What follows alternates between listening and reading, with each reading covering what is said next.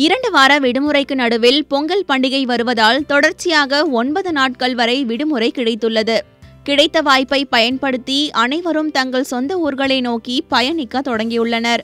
ஒரே இரவில் கிளம்பி கூட்டத்தில் சிக்கிய முன் அனுபவம் உள்ளதால் இந்த ஆண்டு மக்கள் தங்கள் பயணத்தை சரியாக திட்டமிட்டதை பார்க்க முடிந்தது. பொங்கல் லீவுக்காக இந்த ஊர்லேருந்து வெளியில் போகிறேங்க. அதனால் நல்லா அரேஞ்ச் பண்ணியிருக்காங்க, ஒன்றும் பிரச்சனை இல்லை. இருந்தாலும் நல்லா பண்ணியிருக்காங்க கவர்மெண்ட்டு. ஃபஸ்ட் ஃபேர்லாம் நார்மலாக இருக்குங்க, ஒன்றும் பிரச்சனை இல்லைங்க. ஒரு இங்கேருந்து சேலம் போகணுங்களா வெறும் 275 ரூபா மட்டும்தான். மற்றபடி எஸ்ஐடிசி இந்த மாதிரி செமி ஸ்லீப்பரு எல்லாம் ஓகே, ஒன்றும் பிரச்சனை நல்லா அரேஞ்ச் பண்ணியிருக்காங்க கவர்மெண்ட்டு. தோஹா கத்தாரில் வேலை பார்க்குறேன். லீவுக்கு வந்திருக்கிறேன். இப்போ பிள்ளைகளை கூட்டி எங்கள் அம்மா வீட்டுக்கு போகிறேன், நாகர்கோயிலுக்கு. பொங்கல் திருநாள் லீவ் இருக்கிறதுனால பிள்ளைகள் லீவுனா போகிறாங்க. ட்ரெயின் எனக்கு கன்ஃபார்ம் ஆகல, ஆனால் நான் தக்கால் சிஸ்டத்தில் எடுத்ததுனால கன்ஃபார்ம் ஆச்சுது. ரொம்ப ரஷ்ஷு, ஆனால் அதிக கூட்டம். நான் 2 மாதம் முன்னாடி புக் பண்ணேன், கிடைக்கல. அதை கேன்சல் பண்ணிவிட்டு தக்கால் சிஸ்டத்தில் எடுத்துருக்கேன். கூடுதல் பேருந்துகள் தொடர்ச்சியான சேவை என்று அரசும் சிறப்பாக செயல்படுகிறது.